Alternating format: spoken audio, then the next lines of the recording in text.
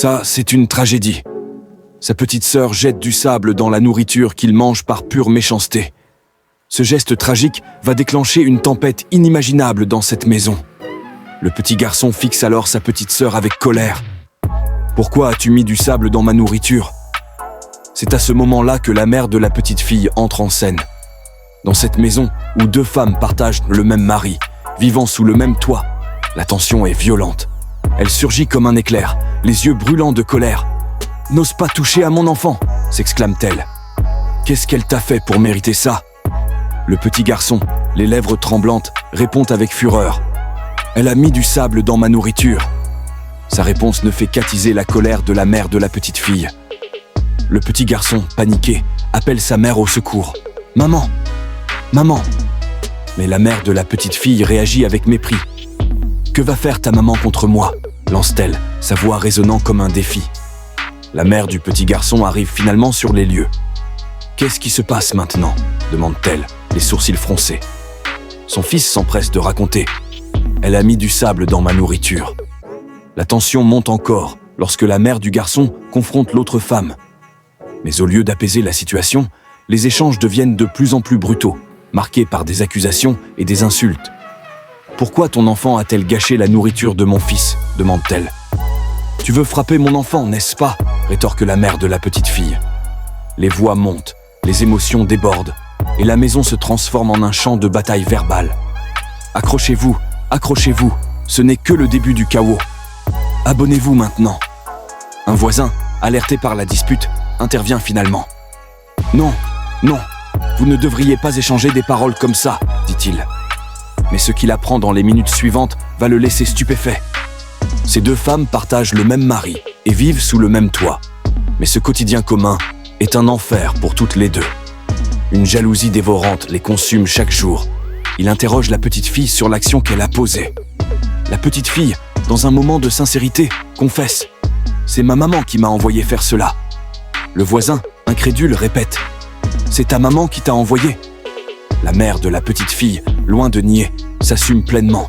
« Oui, c'est moi. J'ai dit à ma fille de mettre du sable dans la nourriture de son frère. Pourquoi mange-t-il toujours seul sans offrir à ma fille ?» Cette révélation frappe comme un coup de tonnerre, figeant l'air autour d'eux. Le voisin, le visage marqué par l'indignation, secoue lentement la tête, comme s'il peinait à croire ce qu'il venait d'entendre. Il inspire profondément, avant de lâcher, d'une voix empreinte de gravité. Vous réalisez ce que vous faites à vos enfants. Chaque geste que vous posez, chaque mot que vous prononcez, vous les transformez en rivaux. Vous êtes en train de leur apprendre à se détester. Est-ce vraiment ce que vous voulez ? Ces paroles, lourdes de sens, frappent comme des éclairs dans le tumulte. Le voisin, tenant à faire entendre sa sagesse, poursuit avec une énergie calme mais déterminée. Regardez-vous, vous partagez le même mari, vous vivez sous le même toit. Vous devriez être un exemple d'unité et d'amour pour vos enfants. Mais au lieu de cela, vous vous déchirez. Vous les entraînez dans votre propre conflit, leur montrant que la jalousie et l'amertume sont la seule voie. Ce n'est pas ce dont ils ont besoin. Restez accrochés, car ce que vous allez voir risque de changer tout ce que vous pensiez savoir sur cette famille. Il demande alors à la mère du petit garçon « Pourquoi tu donnes de la nourriture à ton petit garçon seulement, tandis qu'ils sont frères et sœurs tous les deux ? Ce n'est pas bien de faire ça. Même ils sont de mères différentes, mais ils ont le même père. » Il fixe tour à tour les deux femmes, son regard plongeant dans le leur, cherchant une lueur de compréhension. Le silence qui suit est lourd, presque suffocant, mais ces mots commencent à percer les murs de colère et de ressentiment érigés entre elles. « Vous devriez vous aimer, pas vous détruire », ajoute-t-il avec une douceur inattendue, comme une main tendue au milieu de la tempête. « Accrochez-vous, car une leçon inattendue est sur le point de bouleverser cette maison. » Après de longues minutes d'un silence pesant, la mère du petit garçon prend une profonde inspiration. Elle baisse les yeux, sa voix vacille lorsqu'elle murmure « Je suis désolé ». Sa sincérité est palpable, brisant une première couche de tension. La mère de la petite fille, toujours sur la défensive, hésite un instant. Mais en croisant le regard de son voisin, elle sent ses barrières s'effondrer. « Moi aussi », finit-elle par avouer, ses yeux embués de larmes. « Je n'aurais pas dû agir ainsi. » Leurs excuses, simples mais pleines de remords, marquent le début d'une réconciliation.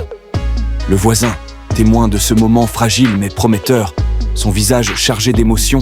« Rappelez-vous, dit-il doucement, vos enfants apprennent de vous.